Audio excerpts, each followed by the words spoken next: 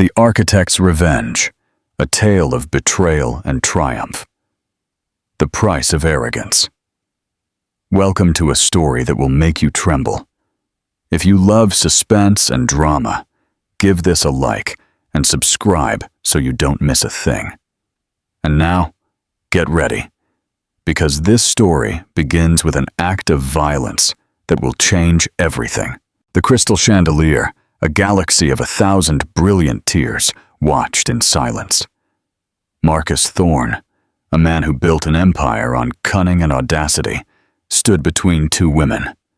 On one side, his wife, Eleanor, the silent architect of his world, whose elegance was a discreet rebuke to the room's noise. On the other, Isabella Vance, a siren in crimson silk.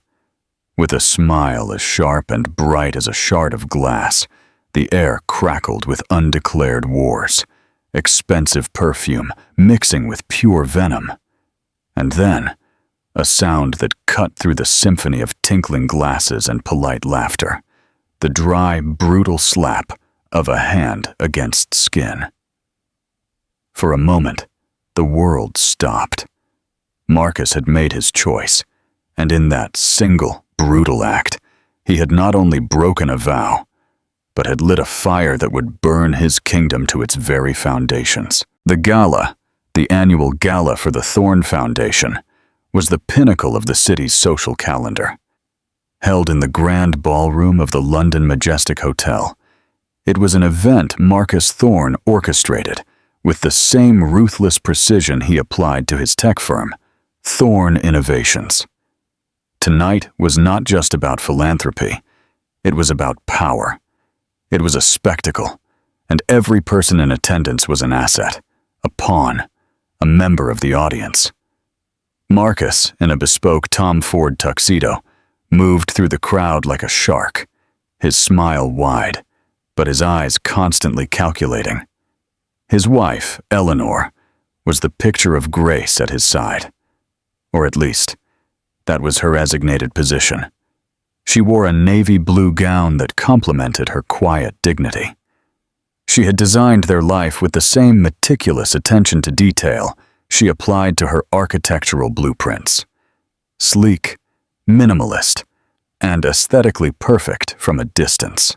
Their penthouse, the glass and steel headquarters of Thorne Innovations, even the very flow of this gala, all bore her invisible signature.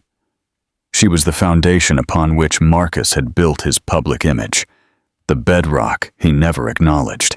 For the past year, however, a crack had been spreading through that foundation, and its name was Isabella Vance. Isabella was everything Eleanor was not: loud, ostentatious, and hungry for the spotlight. A social media influencer with millions of followers, she documented every extravagant gift Marcus gave her and every exotic trip they took. She was his midlife crisis, a public statement of his own perceived virility and power. Tonight, Isabella had broken the unspoken rule. She was not just a rumor of a romance. She was here, as a guest at his wife's table, wearing a blood-red Valentino dress that screamed for attention. She sat directly opposite Eleanor, her gaze a constant, insolent challenge. Marcus, relishing the danger, placed Isabella on his right, a place of honor, while Eleanor, his wife of 12 years, sat to his left. The slight was deliberate, a public demotion. Eleanor endured it with a practiced stillness, her back straight, her expression a mask of serene neutrality. She spoke politely to the guests on her other side, discussing art with Mr. Collins from the museum board and urban planning with a city councilwoman. But she felt every sneering smile from Isabella, every possessive hand Marcus laid on his mistress's arm. She saw the pitying glances of old friends, the whispers of glee from his rivals. Their table was an island of exquisite tension in a sea of feigned civility. The flashpoint came during dessert. Marcus, his senses dulled by several glasses of cava, was entertaining the table with a story about a recent hostile takeover. "You have to be ruthless," His voice boomed. You see what you want, and you take it. No apologies, no hesitation. Hesitation is death. He squeezed Isabella's shoulder. Their eyes met in a moment of shared, predatory understanding. Isabella, emboldened, leaned forward. Marcus knows exactly what he wants. Her voice a purr directed straight at Eleanor. He's not a man who settles for antiques. A collective gasp rippled through the table. The insult was so blatant, so direct. It was breathtaking. The city councilwoman suddenly found the ceiling's architecture fascinating. Eleanor's composure finally broke. She didn't raise her voice. She didn't make a scene. She simply turned her head slowly, her gray, cold eyes fixed on her husband. Marcus, she said, her voice low but clear as a bell. I believe your guest has had too much to drink. Perhaps it's time for her to go. The gauntlet had been thrown. It was a simple request for marital decorum, a last-ditch appeal to the man she had once loved, the partner she had helped build. He had to choose his wife's dignity or his mistress's ego. Marcus's face, flushed with alcohol and arrogance, darkened. Isabella saw her opportunity. Her eyes filled with crocodile tears. Marcus, are you being so cruel to me? She whimpered, putting a hand on his chest. I didn't mean anything by it. You and your damn Ice Queen act, Marcus snarled, turning to Eleanor. You think you're so much better than everyone, don't you? Standing there judging me, judging her. I'm asking you, as your wife, to maintain a modicum of decency in public, Eleanor replied. Her voice was trembling slightly, but her gaze was unwavering. My wife? Marcus let out a harsh, ugly laugh. You're a contract, a piece of furniture. Don't you dare tell me what to do. He stood up, looming over her. The entire ballroom seemed to have gone silent, all eyes drawn to the unfolding drama. Isabella watched with a triumphant smile dancing on her lips. This was the final public humiliation that would break the last tie. Don't talk to me that way, Marcus, Eleanor warned, her own anger finally rising to the surface. Not here. Not ever. I will talk any way I damn well please, he roared. To please Isabella, to assert his dominance, to shatter the last vestige of Eleanor's composure, he did the unthinkable. He raised his hand. The sound of his palm connecting with her cheek echoed through the cavernous room. It was crisp, definitive, and utterly shocking. Gasps ran through the crowd. Eleanor reeled back in her chair, her hand flying to her face, not from pain, but from the sheer, gut-wrenching humiliation. The world narrowed to a buzzing point of silence in her ears. Marcus stood over her, breathing heavily, his chest heaving. He looked at Isabella, who gave him a small, adoring nod. He had performed for her, proved his cruelty. He looked back at Eleanor, expecting tears, begging, or a dramatic exit. Instead, he saw nothing. Her eyes, once filled with cold fire, were now completely empty. The woman he knew, the partner he had relied on, the architect of his success, had vanished. In her place was a stranger, her face a pale, still mask, a bright red handprint starkly visible on her cheek. Slowly, deliberately, Eleanor stood up. She smoothed her dress, picked up her purse from the table, and without a single word, turned and walked away. She didn't run. She didn't cry. Her steps were measured and silent on the marble as she walked through the sea of shocked faces, her back ramrod straight, and disappeared through the grand archway, leaving the ruins of her life behind her. At this point, what do you think will happen? Will Eleanor seek revenge, or will she just walk away and leave it all behind? Share your prediction in the comments, and don't forget, if you're enjoying this story, you can support us by giving a like and sharing. The cold night air was a shock to Eleanor's burning cheek. The valet, a young man named Tom with kind eyes, rushed over, his face a mask of concern. "Mrs. Thorne, are you all right? Can I get your car?" Eleanor simply nodded. The effort to speak felt monumental. The world outside the hotel was a blur of headlights and city noise, a sharp contrast to the suspended silence she had left behind. In the bubble of the gala, time had stood still. Here, it rushed forward, carrying her away from the life she had just lost. Tom brought her Mercedes-Benz S-Class, its pearlescent white finish gleaming under the streetlights. He held the door open for her, his gaze carefully averted from her face. As she slid into the driver's seat, the familiar scent of leather and her subtle perfume felt like alien artifacts of someone else's existence. "Thank you, Tom," she managed to whisper. She drove not toward the sterile, minimalist penthouse she shared with Marcus, but aimlessly through the city's neon-lit canyons. Every traffic light was a suspended moment of reflection. The slap wasn't just an act of violence. It was a final, brutal confirmation of a truth she had been avoiding for years. Marcus didn't just disrespect her, he despised her. He despised her quiet competence, her intellect he could never match, her grace that highlighted his own vulgarity. She was a beautiful, functional piece of his empire that had begun to remind him of his own shortcomings. Her mind, usually a precise and orderly place of angles and load calculations, was a whirlwind of shame, fury, and a terrifying, liberating clarity. The humiliation had burned away the last vestiges of her love, leaving behind something harder, colder. It was the same feeling as when a flawed design was demolished, clearing the way for something new, something stronger. An hour later, she found herself pulling over to the curb in front of their apartment building, the Thorne Tower. She didn't enter through the grand lobby. Instead, she used her private access card to get to a service elevator, avoiding the doorman and his inevitable questions. The penthouse was silent and vast, a mausoleum of their dead marriage. Its design, all white marble, floor-to-ceiling glass and desolate spaces, had once felt serene.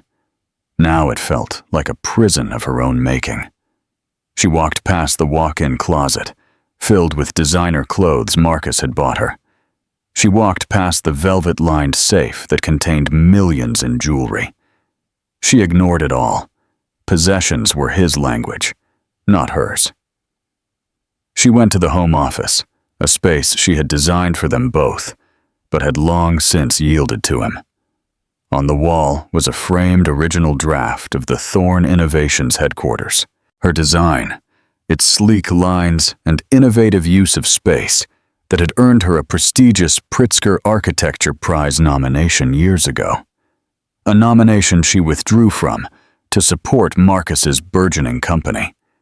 He had taken the credit, of course, referring to it as the product of my design team. She opened a discreet built-in wall panel, revealing a fireproof safe. Her fingerprints, then a code, opened it with a soft click. Inside was not jewelry, but her life's work. Original blueprints, notebooks filled with her theories on sustainable urban design, and a single, modest, leather-bound portfolio.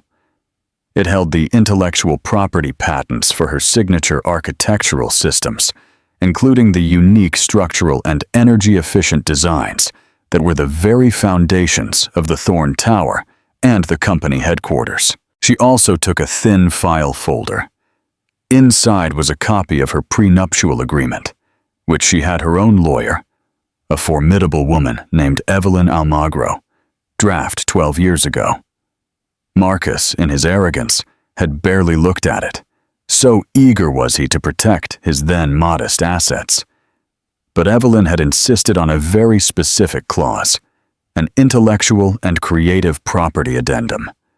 It stipulated that all architectural designs, patents, and creative concepts conceived by Eleanor, even those used for Marcus's business, remained her sole and exclusive property. At the time, it seemed like a formality. Now, it was a weapon. She packed a single small suitcase with essentials and the portfolio. As she walked through the living room, her eyes fell on a photograph on the mantel. The two of them on their wedding day, young and hopeful. Marcus was smiling, but even then his hand on her waist was more a grip of possession than an embrace. With a chilling calm, she picked up the heavy silver frame, walked to the garbage chute, and dropped it. The sound of it clattering 30 stories down was profoundly and satisfyingly liberating. She took the service elevator back down, got into her car, and drove away from the gleaming tower that bore his name, but had been built with her soul. At first, she didn't know where she was going, only that she was getting away from the blast radius. Then, a destination surfaced in her mind, a place of refuge, a place that was all hers. The rage was dissipating, replaced by a cold, calculating resolve. Marcus thought he had broken her. He thought she was a fragile ornament he could discard. He had forgotten who she was.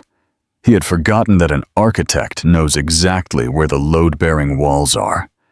And she knew with absolute certainty how to make his entire structure come crashing down. Eleanor drove for nearly an hour, leaving the city's polished, opulent heart for the rougher, more vibrant arts district.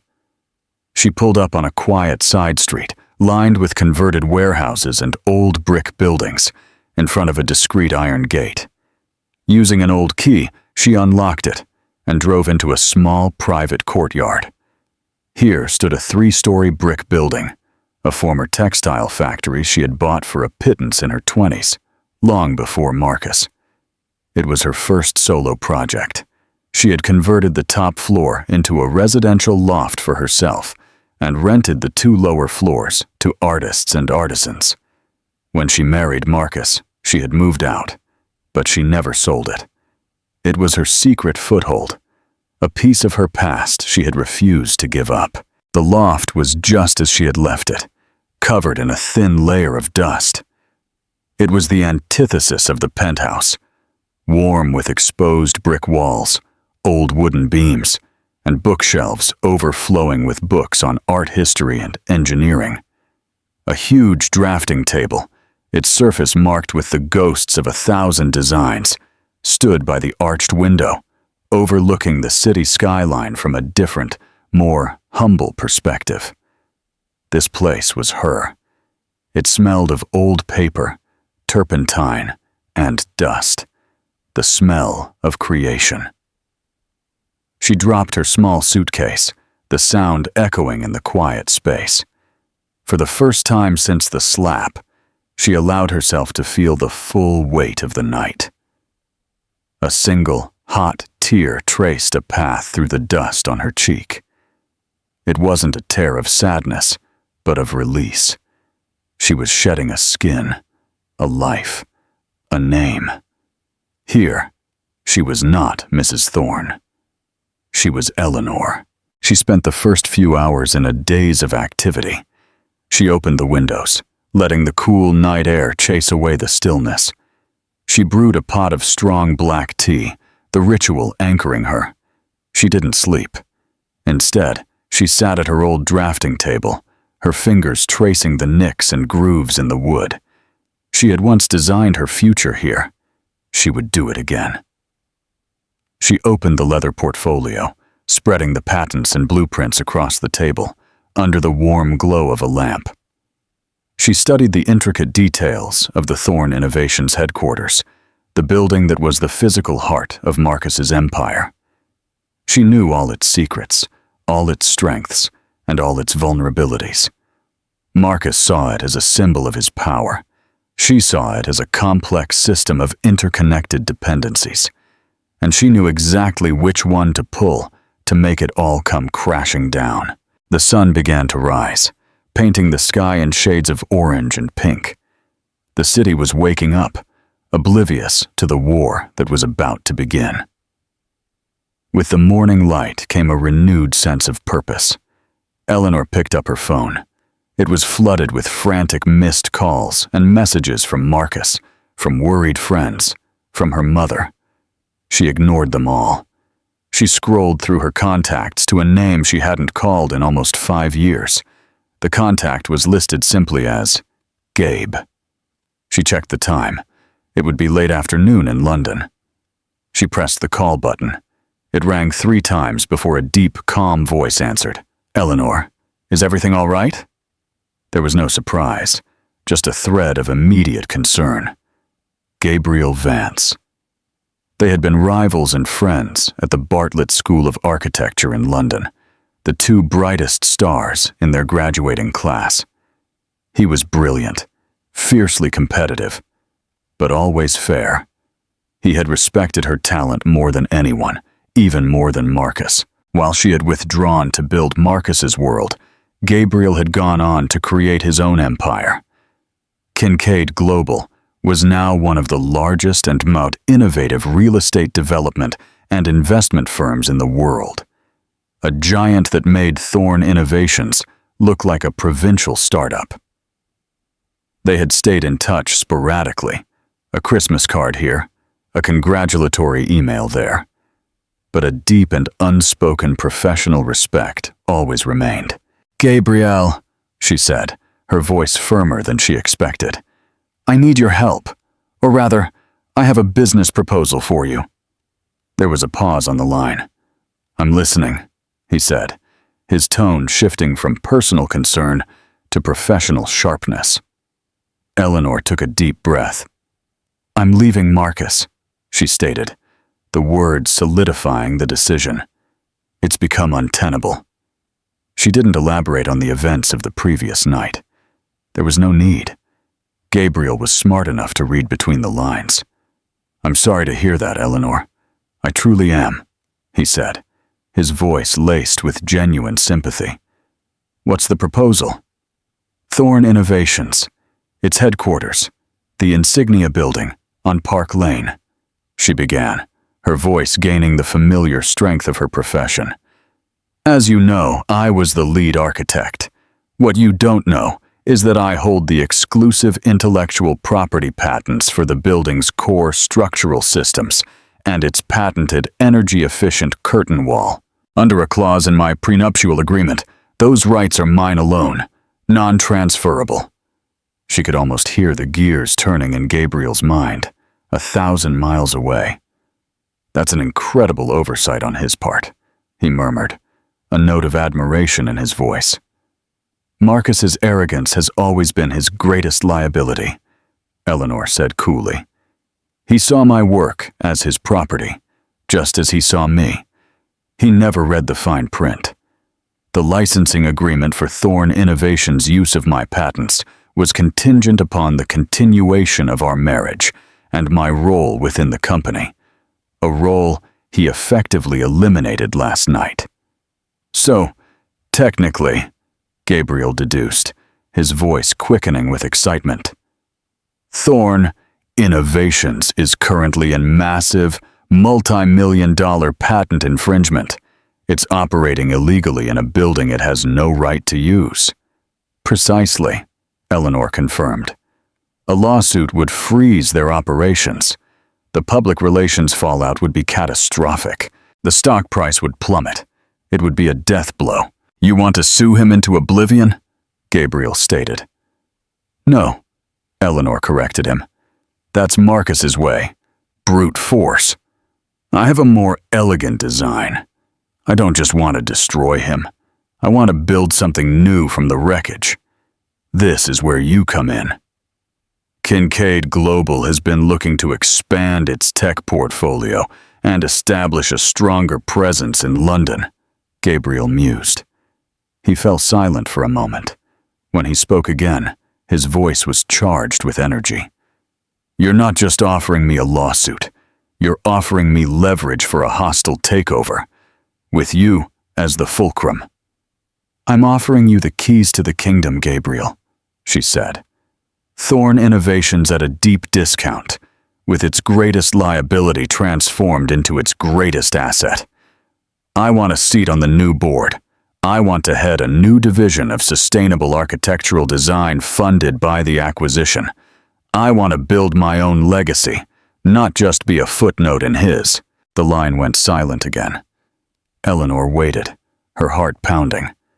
This was the biggest gamble of her life. "When do you plan to make your move?" Gabriel finally asked. "Today," Eleanor replied without hesitation. "Marcus thinks I'm hiding, broken, and crying. He's about to find out what a woman with nothing to lose is capable of." "Book my flight," Gabriel Vance said. "I'll be on the next plane from London. And Eleanor, welcome back." When she hung up the phone, the sun was fully over the horizon. Eleanor looked at her reflection in the dark glass of the window. The ghost of a bruise was beginning to form on her cheek, a faint purple shadow. It wasn't a mark of shame. It was a battle scar. The war had begun. While Eleanor was rediscovering her strength, Marcus Thorne was waking up in a world he believed he still controlled. He awoke in their penthouse, the sun streaming through the floor-to-ceiling windows. A brutal headache pounded behind his eyes. The space next to him in the king-sized bed was cold and empty. He grunted. A flicker of annoyance passed over him before being replaced by a surge of self-righteousness. She deserved it. She had embarrassed him. She had challenged him in front of his friends, his partners, and most importantly, in front of Isabella. He had simply put her back in her place. He grabbed his phone, expecting a string of apologetic texts, of pleas for forgiveness. Instead, there were only the frantic, unanswered messages he had sent in a drunken state after returning from the gala. A wave of fury washed over him. The audacity of her to not come crawling back. His phone rang, and Isabella's photo came up on the screen. He answered, his voice a low growl. "What?" "Morning, my tiger," Isabella purred, her voice cloyingly sweet. "Is the Ice Queen still hiding in her room?" "She's gone," Marcus snapped. "She packed a suitcase and left." "Oh no, the poor thing," Isabella said, her voice dripping with fake sympathy. "Well, don't you worry. It's for the best. You're free now. We can finally be together properly. No more hiding." She paused, then added, "I'm on my way over. I'll make you breakfast. We should celebrate your liberation." An hour later, Isabella was flitting around his kitchen, wearing one of his expensive dress shirts and nothing else, trying to cook omelets. The smell of burnt butter filled the air. Marcus sat on the marble island, drinking a strong black coffee, trying to ignore the disquiet gnawing at his stomach. "Don't you worry about her, Dieguito," Isabella said, sliding a slightly burnt omelet onto a plate. "Where's she going to go? Back to her mother's? She has nothing without you. The credit cards, the house, the car, it's all in your name. She'll be back in a day or two, tail between her legs." This soothed his ego. Isabella was right. Eleanor was a creature of comfort and luxury. She couldn't survive without the world he provided. He had made her, and he could unmake her. "I'm having my lawyer Roberto freeze her accounts today," Marcus declared, taking a vengeful bite of the omelet, just to speed things up. "That's my ruthless CEO," Isabella purred, kissing his cheek. "Now about today, I was thinking we could go shopping. I saw the most divine diamond necklace at Tiffany & Company, as a gift of freedom." Marcus's mood lifted. This was what he wanted, a beautiful, adoring woman who knew her place, who appreciated the things he could give her. He spent the morning indulging Isabella, buying the necklace and several other extravagant items, the transactional nature of their relationship a comforting balm to his wounded pride. He was in control. He was the king. He returned to his office at the Thorne Innovations headquarters in the early afternoon, feeling powerful and vindicated. His secretary, a nervous young man named John, met him with a stack of messages. "Good afternoon, Mr. Thorne. Your lawyer, Mrs. Almagro, called. She said it was urgent." Marcus scoffed. "Tell her to leave a message. Eleanor is probably trying to negotiate her allowance. Pathetic." He walked into his magnificent corner office, a room with a panoramic view of the city. A view Eleanor had specifically designed to make him feel like a titan. He sat in his leather chair and tried to log on to the company's central server to review Q3 financials. "Access denied." He frowned and tried again. "Access denied. User privileges revoked by system administrator. What the hell?" he muttered. He buzzed John. "John, I can't access the server. What's going on?" "I don't know, sir," John stammered. "The entire executive suite is locked out. It's chaos." But they said the lockout is tied to the building's main operating system, not the company's network. It's some kind of architectural protocol. They said only the original architect of the system has the master key. A cold dread began to seep into Marcus's bones. Architectural protocol. Original architect of the system. Eleanor. His private line rang. It was Roberto Fernandez, his head of legal counsel. "Marcus, we have a problem," Roberto said, his voice tight. "A big one. I just got off the phone with Evelyn Almagro. She's representing your wife." "So what? She wants the house? She can have it. I'll buy a bigger one," Marcus blustered. "It's not about the house, Marcus. It's about the company. It's about this building. It's about everything.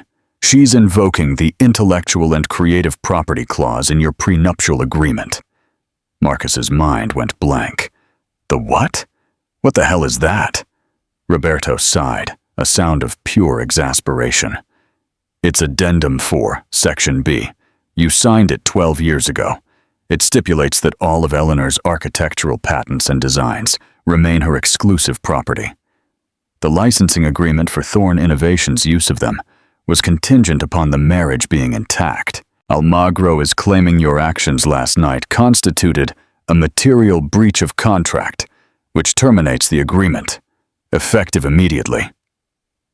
The phone felt slick in Marcus's hand. The panoramic view suddenly felt like it was closing in on him. "What does that mean, Roberto?"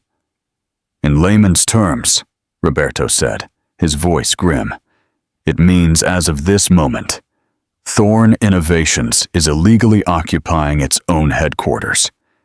Every minute we are in this building, we are accruing millions in patent infringement damages. She can file an injunction that could shut down all of our physical operations by the end of the day. She holds the company's kill switch, Marcus, and her finger is on the button." Marcus leaped to his feet, a choked roar of disbelief and fury caught in his throat. He looked around his office, the sleek desk, the powerful computer, the view of his city. It was all built on a foundation that was now being pulled out from under him. "That's impossible," he yelled into the phone. "She can't do that. She wouldn't dare." But even as he said it, he knew he was wrong. He saw her face from the night before, her eyes empty of fear, of love, of anything he recognized. He had slapped a queen, thinking she was a pawn, and now the board was being flipped, and all his pieces were about to be swept away. His celebration was over. The bill had just begun. The lobby of the Thorne Innovations headquarters was a cathedral of modern commerce. A 50-foot atrium of glass and Italian white marble was designed to inspire equal parts awe and intimidation. It was Eleanor's design, and today she had come back to claim it. At 2 p.m. on the dot, the revolving glass doors opened, and Eleanor Thorne walked in. She was not the same woman who had exited the gala the night before. The high society wife, elegant but submissive, was gone. In her place stood a formidable professional. She wore a charcoal gray pantsuit, her hair pulled back in a severe and elegant bun. Her face was pale and serene, The faint bruise on her cheek was visible, not as a mark of victimhood, but as a stark and defiant accusation. She was not alone. At her flanks were two figures who immediately caught the attention of the security guards.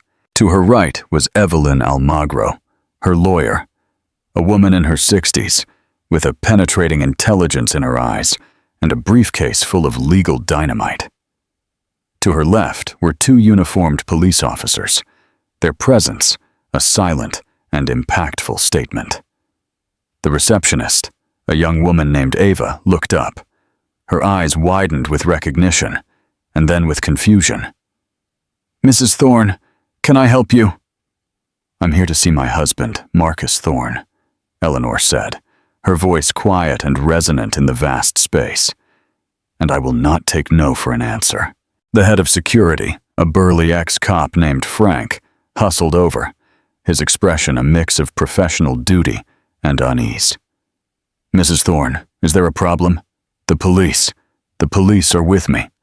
"Frank," Evelyn Almagro interjected smoothly, producing a file.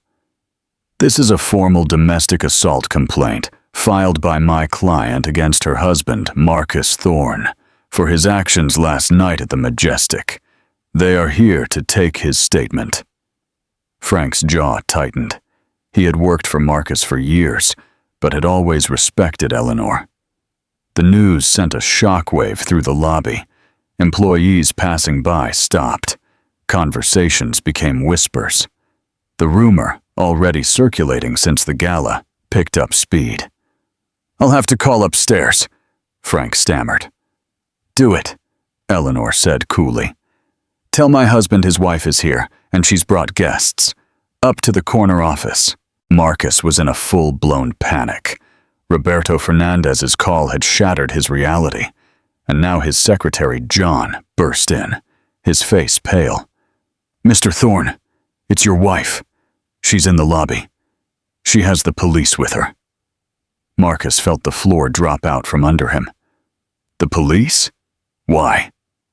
The slap. He had barely registered it as anything more than a disciplinary action. The idea that it could have real legal consequences was something his privileged mind had never conceived. "Don't let her up," he roared, pacing his office like a caged animal. "Frank is to keep her in the lobby." "It's too late, sir," John squeaked. "Mrs. Almagro is citing shareholder access rights, and the police are citing a criminal complaint. They're on their way up." The chime of the private executive elevator rang down the hall. A death knell. Marcus's bluster evaporated, replaced by a primal fear. He looked wildly around the office, which was no longer truly his. His kingdom was being invaded. The double doors to his office suite swung open. Eleanor walked in first, her stride purposeful, her eyes scanning the room as if refamiliarizing herself with her own creation. Evelyn Almagro and the two officers followed, their expressions grim and professional. "Marcus?" Eleanor said, her voice devoid of any emotion. It was the voice of a stranger. "What is the meaning of this?" Marcus blustered, trying to regain some semblance of authority. "Get these people out of my office. You can't just barge in here."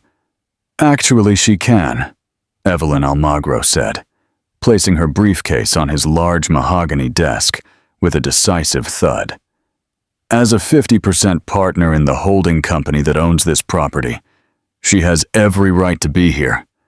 As for the officers, they have a few questions for you regarding assault charges." One of the officers, a lean sergeant, stepped forward. "Mr. Thorne, we've received a credible report of an assault that took place last night. We'd like you to accompany us to the station to give a statement." "This is ridiculous. It was a private marital dispute," Marcus spat, his face turning a mottled red. "A dispute that left a mark, Mr. Thorne," the lean sergeant said, his gaze flickering to Eleanor's cheek, "and had dozens of witnesses." But Marcus was trapped. The legal threat of the prenuptial agreement was abstract, financial. But this, the police, the uniform, the threat of handcuffs, was real immediate and humiliating. He saw his mugshot on the front of the tabloids, the mugshot next to the headline, "Tech mogul arrested for battering wife." "This is blackmail," he snarled, pointing a shaking finger at Eleanor. "You want money, is that it? Fine, name your price. How many millions do you want for all this to go away?" Eleanor almost smiled, a cold, bitter curve of her lips. "You still don't get it, do you, Marcus? You think everything can be bought? You think everyone has a price? I'm not here for your money. I'm here for what's mine." As if on cue, the elevator chimed again.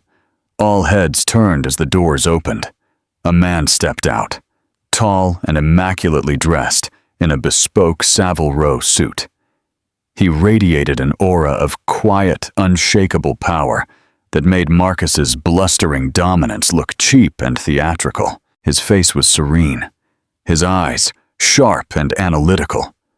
He walked toward the office, his gaze falling first on Eleanor, a gesture of profound respect and support passing between them. Then he turned his attention to the sputtering, cornered man behind the desk. "Marcus Thorne," he said, his voice a smooth baritone with a slight British accent. "A pleasure to finally meet you. My name is Gabriel Vance." The name hung in the air, heavy with consequence. Marcus knew the name. Everyone in the world of global finance and development knew the name. Kincaid Global was a titan, an industry-devouring leviathan. The realization hit Marcus with the force of a physical blow. This was no longer a domestic dispute. This was no simple divorce. This was a corporate execution. And his wife, the woman he had slapped and discarded, was holding the axe.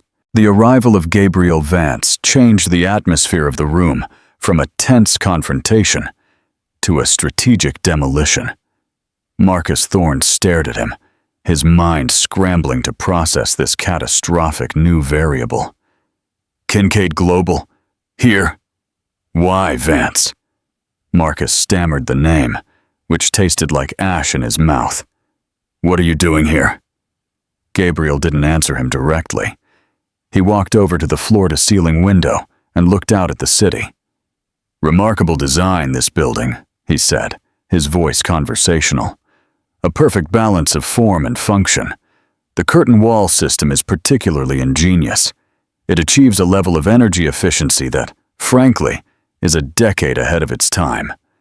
I've followed the architect's work for years. A true visionary." He turned back. His gaze settled on Eleanor with undisguised admiration before finally looking at Marcus. "Of course, you know the architect intimately." The implication was clear, and it was a direct hit on Marcus's stolen credit. "Get to the point, Vance," Marcus snarled, feeling his power slip away with every passing second. "Very well," Gabriel said, his tone shifting to one of cold corporate precision. He gestured to Evelyn Almagro. "Mrs. Almagro, if you would." Evelyn opened her briefcase and placed 2 documents on Marcus's desk. "The first," she explained, "is a cease and desist order. It demands that Thorne Innovations immediately vacate these premises due to an ongoing, willful patent infringement. As we speak, our associates are filing an emergency injunction with federal court to freeze all company assets pending a damages hearing. Our initial estimate of damages is in the realm of 2 billion euros, not including punitive measures." Marcus felt the blood drain from his face. 2 billion. That would gut the company. It would be the end of everything. "The second document," Gabriel continued, stepping forward, "is an offer. A way out of this unfortunate situation." Marcus looked at the paper, his hands trembling. It was a term sheet. The letterhead was Kincaid Global. "My firm, Kincaid Global, is prepared to make an offer to acquire a 51% controlling stake in Thorne Innovations. Gabriel stated. The offer price is, I'm afraid, significantly below your current market valuation. In fact, it's 30 cents on the euro. A fire sale, you could say.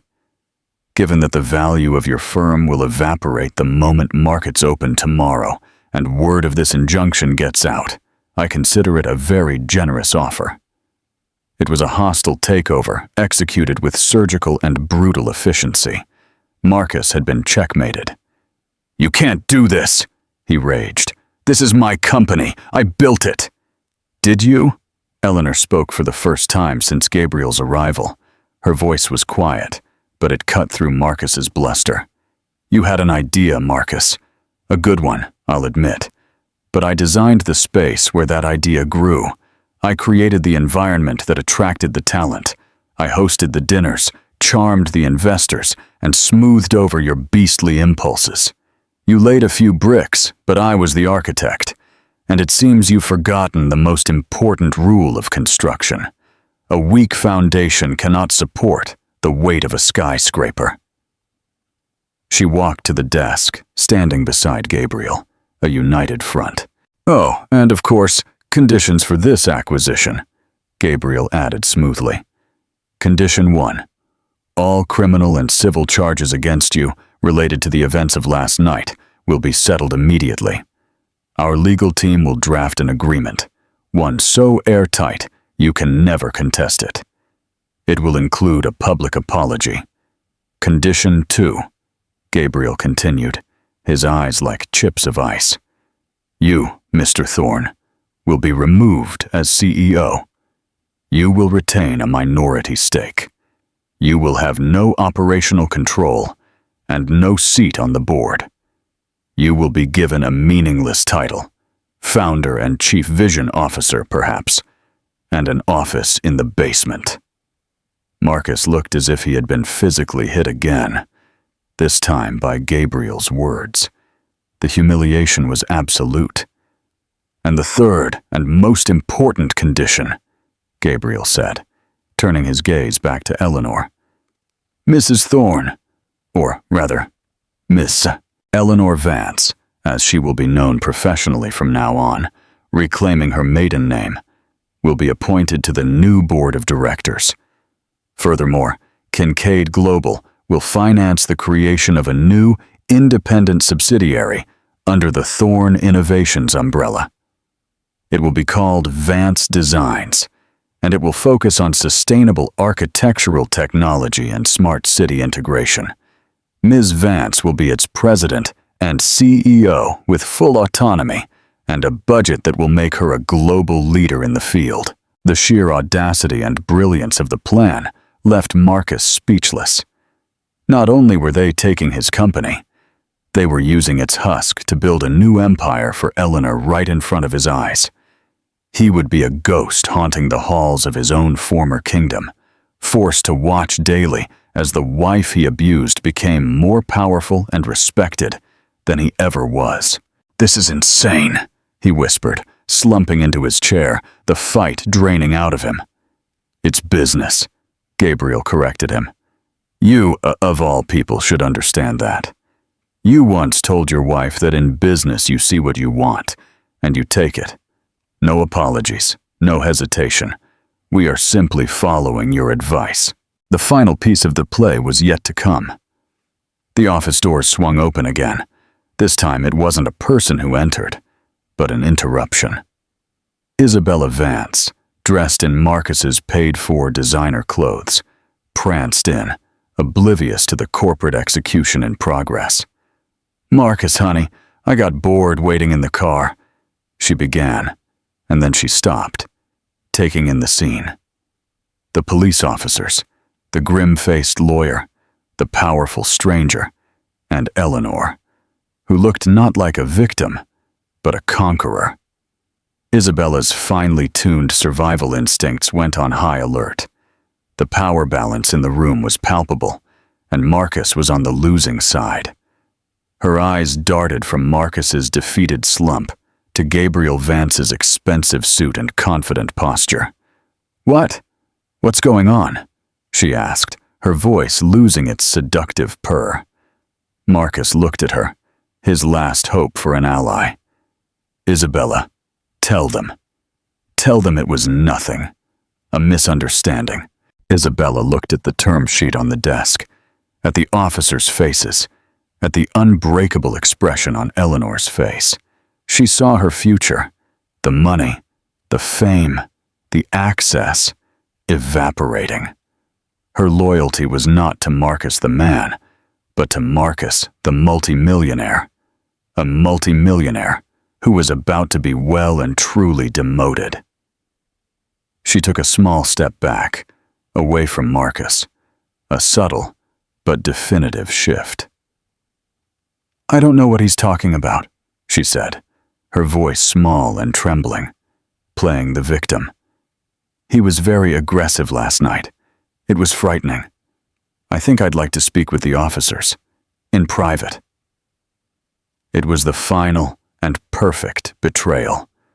The last nail in Marcus's coffin, hammered in by the very person he had sacrificed everything for. Marcus Thorne stared at her, his mouth agape, finally understanding the true nature of the world. He had built a world of transactions where loyalty was just another commodity to buy and sell, and today, his stock was worthless. The silence that followed Isabella's defection was profound. It was the sound of a king being stripped of his crown, his robes, and his last ally in his own throne room. Marcus looked from Isabella's calculatingly fearful face to Gabriel's impassive one, and finally to Eleanor. In her eyes, he saw no triumph, no gloating. He saw only a calm, dispassionate finality, like an architect watching a completed demolition. The thin sergeant, seeing his opening, stepped toward Isabella. "Ma'am, if you'd like to give a witness statement, we can take it right now." He positioned himself subtly between Isabella and Marcus, a clear signal that the power dynamic had irrevocably shifted. Marcus was no longer the untouchable titan. He was a suspect. Isabella, seeing her path to a new narrative, nodded eagerly. "Yes, I think I should." She was escorted out of the office, not even giving Marcus a sideways glance. Her story would be on every gossip blog by morning, the terrified mistress who witnessed the brutal nature of the mogul. She was already saving her own brand from the wreckage. Marcus was alone, utterly and completely alone, surrounded by the architects of his downfall. He deflated. The rage and bluster drained away to leave an empty man. He looked at the Kincaid Global term sheet. It wasn't a negotiation. It was a surrender document. "You have until 9 a.m. tomorrow, when markets open, to sign," Gabriel said, his voice leaving no room for discussion. "If you sign, we'll spin this as a strategic merger, a bold new direction for Thorne Innovations. Our PR team is already drafting the press release. Your reputation, while damaged, can survive in some form. If you don't sign, Mrs. Almagro will file the injunction. The patent infringement lawsuit will go public. The assault charges will be pursued with the full weight of the law. Your company will be bankrupt by noon, and you will likely face jail time. The choice is yours." Marcus picked up a pen, his hand shaking so violently he could barely hold it. He looked at Eleanor one last time, a desperate, pathetic plea in his eyes. He was looking for a flicker of the woman who had once loved him, the partner who had supported him. He found nothing. "Why, Eleanor?" he whispered, his voice breaking. "After everything I gave you." Eleanor finally stepped toward him, her shadow falling over his desk. "That's your mistake, Marcus. You never gave me anything. You took. You took my talent and called it yours. You took my support and called it your right. You took my love and ground it into dust. You didn't give me this life. You used my life to build yours. The things you bought me weren't gifts. They were wages, and your payments have stopped." She pointed at the papers. "This isn't revenge. It's a structural correction, a realignment. You built a flawed structure on a stolen foundation. I'm simply condemning the building and starting over with the original blueprints." With that, she turned her back on him. She had said everything she needed to say. There was nothing left but the paperwork. She walked with Gabriel and Evelyn toward the elevator. As the doors opened, she paused and looked back at the office, which was now a prisoner in a cage of his own design. She felt a strange sense of detachment, not of joy, but of peace. The heavy weight she had been carrying for years was finally gone. "Are you all right?" Gabriel asked quietly, as the elevator doors closed, carrying them away from the scene of the demolition. Eleanor looked at her reflection in the polished steel doors. She saw the faint bruise on her cheek, but for the first time, she also saw the woman she was meant to be. Strong, brilliant, and finally, free. "Gabriel," she said, a small, genuine smile gracing her lips for the first time in what felt like a lifetime. "I'm just getting started." The next morning, the business world was rocked by a stunning announcement. Kincaid Global had acquired a controlling stake in Thorn Innovations. The press release, a masterpiece of corporate spin, spoke of a visionary partnership that positioned the move as a brilliant fusion of technology and sustainable development.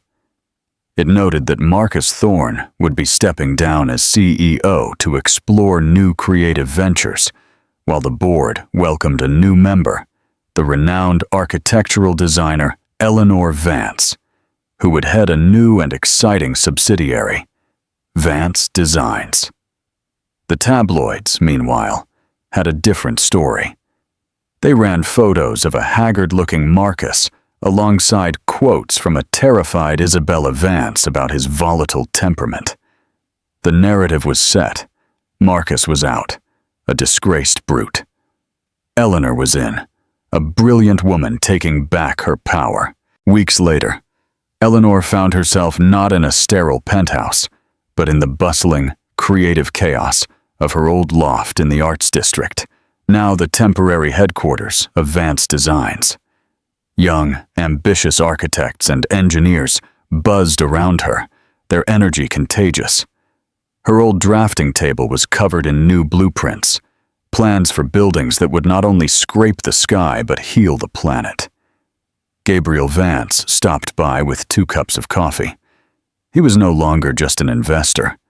He was a partner, a collaborator, a friend. "The board approved your budget for the Barcelona project," he said, handing her a cup. "Unanimously."